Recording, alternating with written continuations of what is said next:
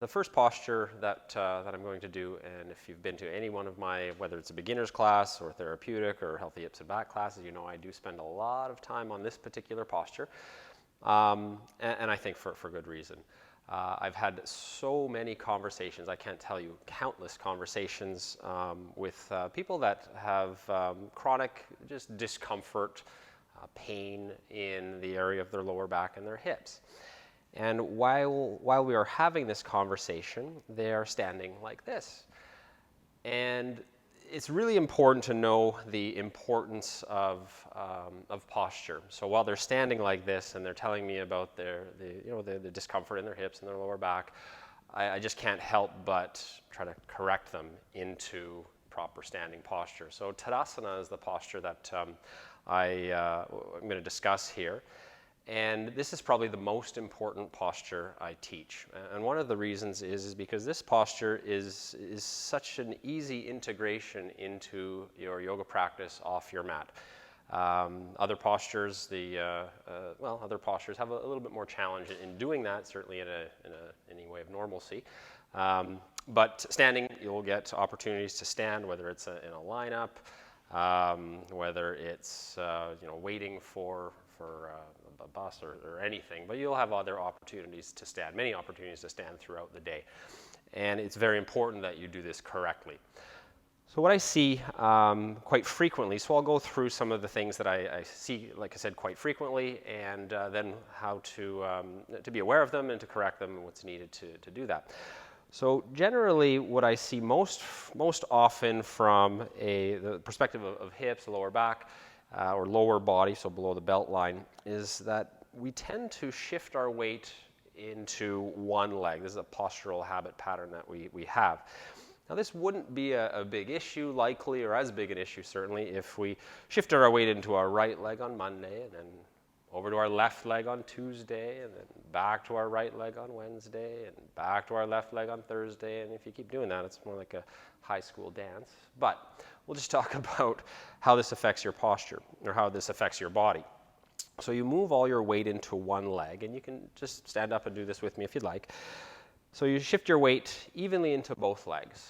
Just give yourself a little, just palpate your body or touch your body, your hips, the muscles of your legs.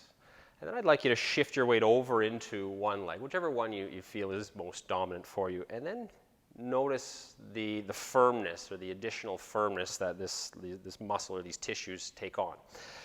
So as mentioned, if you did this one time, this is not going to be a big issue, but we tend to hold, they're called patterns, so we tend to fall into them quite easily. And over years, decades, multiple decades sometimes, our body will try to adjust to these patterns to keep us comfortable and without pain.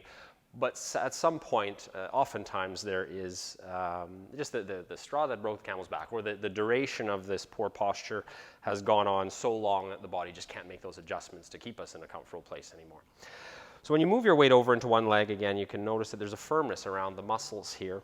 Because what's happened here is obviously gravity is the energy of gravity is coming down in us. So it's coming down through the top of our head, coming down through our spine. But instead of being able to shift and then be distributed into both legs evenly, because we're standing on one leg, we shift all of the pressure or all the weight, that energy, down one leg. In this case, it's my right leg. So now you're asking essentially this leg to do double the work while this one isn't doing anything. So the muscles around this hip, around this knee, and certainly the ankle and the foot are all having to just engage or be just a little bit more firm to support that additional workload. And correspondingly here, there's not a whole lot going on. There's muscles are very, very relaxed, very loose here because they don't have to support that weight. Now, the other thing that happens here is when you do lean or shift your weight over into one leg, there's a slight tilt of your pelvis as well. In this case, my right hip is slightly higher than my left hip. Now, that'll be reflected also not just only in my hips, but also be reflected in my spine. So your spine then all of a sudden has to make little adjustments. The muscles that support your spine, support your hips, also have to make little adjustments. And you're asking them essentially to do a job that they weren't intended to do.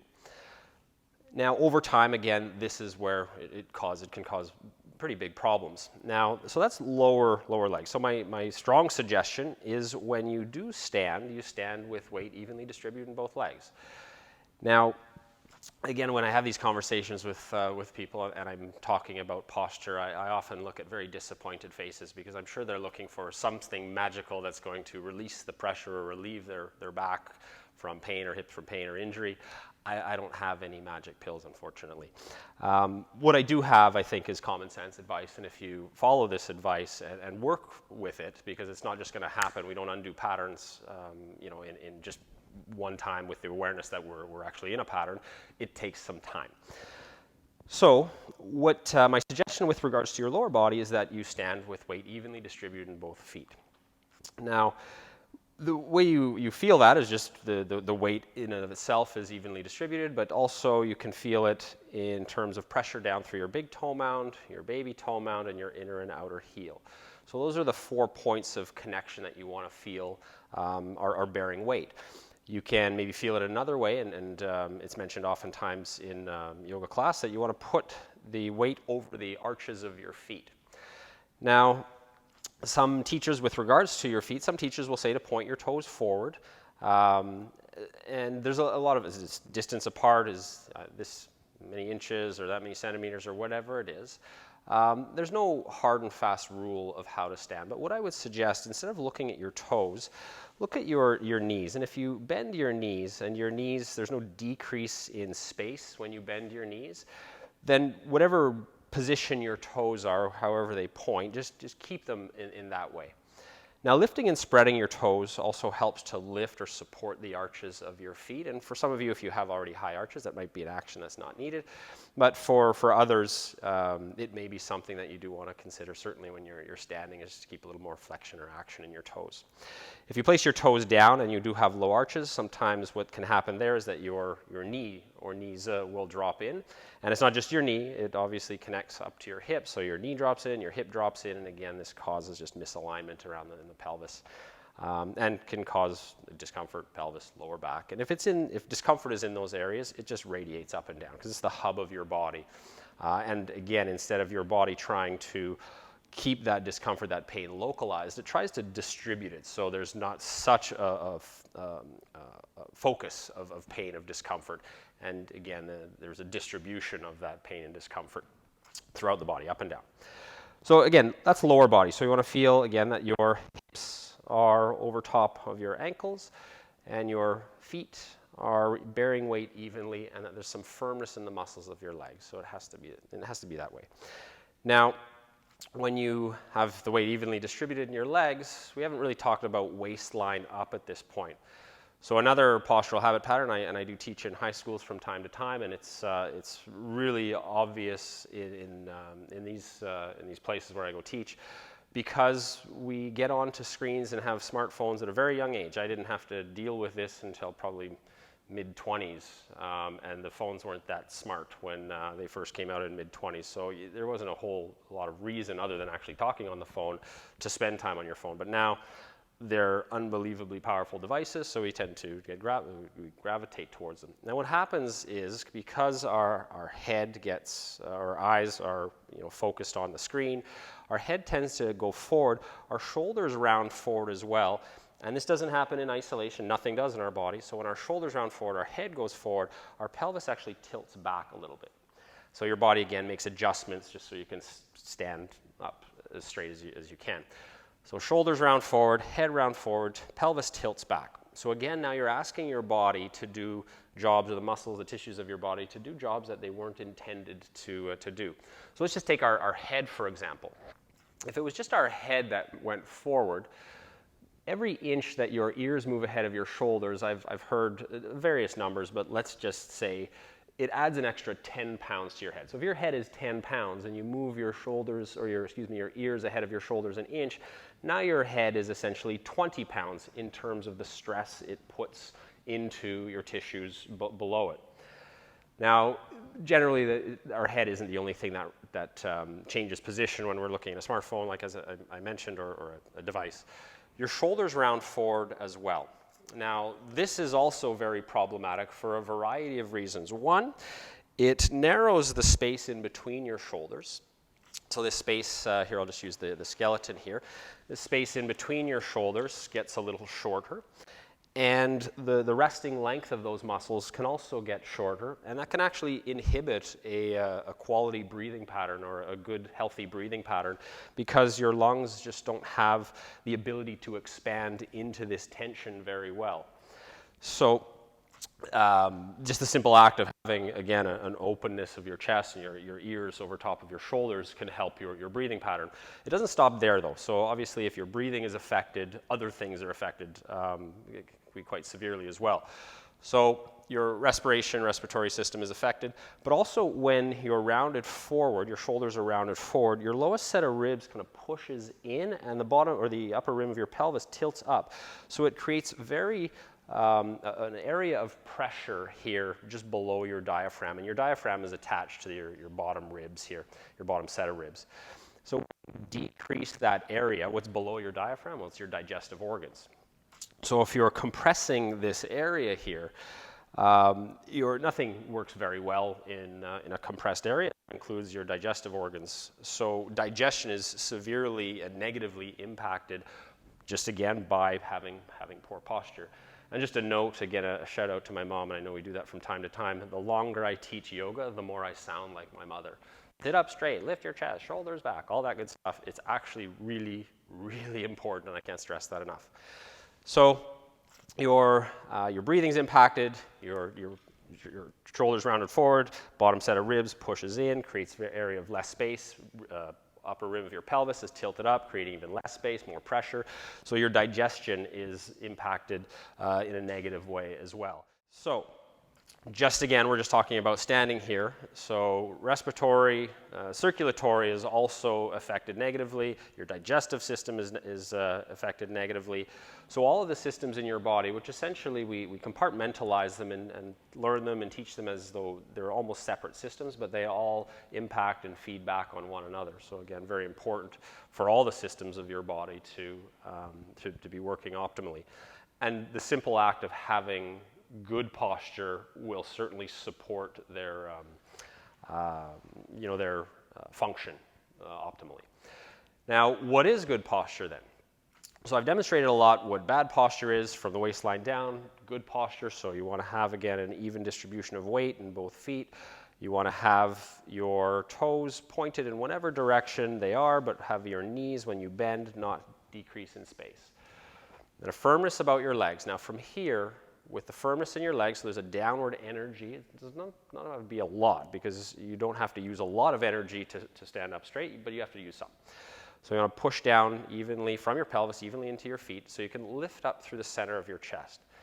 Now when you lift up through the center of your chest, roll your shoulders back. Try to soften the muscles at the base of your neck, and they can almost be chronically engaged because oftentimes we're stressed, or because we're hunched over again in a computer or driving. So when you lift up your chest, roll the heads of your shoulders back. Try to soften the muscles at the base of your neck, but use the ones in between your shoulder blades to pull your upper arms back. And what you may notice here when you pull your upper arms back is your hands open a little bit more towards either the side of your pelvis or side of your thighs, or even towards the front. Now again, this has aligned our shoulders over top of our hips, which are over top of our knees and our ankles. So the position of your head, where is my head in space? We'll talk about physical space here.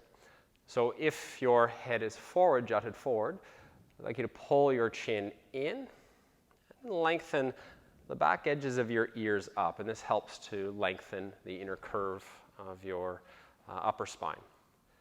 Now again, it might feel like you're almost standing at attention in a military type way here. But I'd like you to try to maintain the integrity of the feeling of the posture, the balance, the support, the openness from lowest set of ribs, the upper rim of your pelvis. I'd like you to keep all of that, but try to relax some of the energy that got you into this posture. And oftentimes it does help also to close your eyes very softly. And that just takes the external stimulus away and really focuses you a little more internally.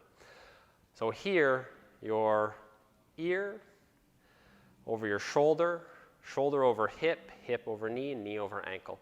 When you align your body in this way, the bones this way, your muscles have to do very little It's when we start to move off that alignment that our body has to work very hard just to keep us upright, and certainly to keep us out of pain for as long as it can. Is a very stressful thing for the body to do. So when you are standing, again, the most important thing when you get the opportunity to stand is to stand in this way. Now, patterns don't go away that easy. If anybody's ever tried to, whether it's quit something or start a new diet, or it doesn't quite, it's not as simple oftentimes as just deciding to do it and then it's over. What you will find is you will be standing today at some point, I'm sure, and you'll be standing on one leg, whatever your favorite leg is. So all I ask you to do when you notice this is to shift your weight evenly back into both legs, lift up through your chest and move your shoulders back. Probably within maybe 10, 20 seconds, maybe a minute, you will find yourself having fallen back into the normal habit pattern. All you do, once again, is once you're aware, you shift yourself into a more healthy way of standing. The other part of this is that we can get down on ourselves, like, oh, I'll never undo this pattern. Some of these patterns in your body, whether it's movement patterns, habit patterns, or postural habit patterns, and thought habit patterns are another thing altogether, but connected, they've taken oftentimes years, decades to surface, to accumulate into the deeply etched pattern that they are. It doesn't necessarily take that long to undo the pattern, but it is going to take some time. So allow yourself that time, and trying not to get frustrated, or certainly allowing negative states of being, of emotion to draw in when you notice that your body is just falling back into a pattern, and certainly an unhealthy one. These patterns are, like I said, deeply etched and known to your body, and it will oftentimes, and I know I'm saying your body as though it's almost like a separate thing, like it is, or it will fall back into a pattern. Obviously, the integration between mind and body is real, but your body will try to pull you back into known patterns very readily. So please just do the work. Try to find, again, over time and consistently as you can, try to find a new and healthier pattern. And it may not feel that way right at the beginning. Oftentimes when I do hold people for 5 minutes in this posture, the pain will come into their middle back, because muscles that they haven't been using in this way are all of a sudden waking up, and sometimes they get a little crampy, and again, it can be a little uncomfortable, but then it's important to discern, discomfort because of that reason, or discomfort because my body is in a shape or a postural habit pattern that is causing, pain or discomfort. So that's my little spiel on standing in mountain pose. Like I said, it's probably the single biggest or most important posture that I teach. Maybe not the most exciting, but it is reflected in a lot of the exciting postures that we do in practice. For example, so I had mentioned ear over shoulder, hip, knee, and ankle. Well, we can take that into certainly a much more challenging posture. We can move that into Warrior 3. Shoulder, hip, that's ear, shoulder, hip, knee, and ankle all in one line. So mountain pose is reflected in Warrior 3. Mountain pose, I don't know the best way to show this, but it's also reflected in extended side angle. So here, if I were to look down my ear, my shoulder, my hip, my knee, and ankle, it's reflected there in this posture as well. Other postures, half moon pose, for example. So half moon pose, when I'm in the posture, my ear, my shoulder, my hip, my knee, and my ankle, all in one line. So like I said, it's a foundational pose, and it does give you the integrity and the muscular awareness that is needed to come into, let's call it, again, the more exciting dynamic postures in the asana practice. So again, thank you very much for your time. Stand well.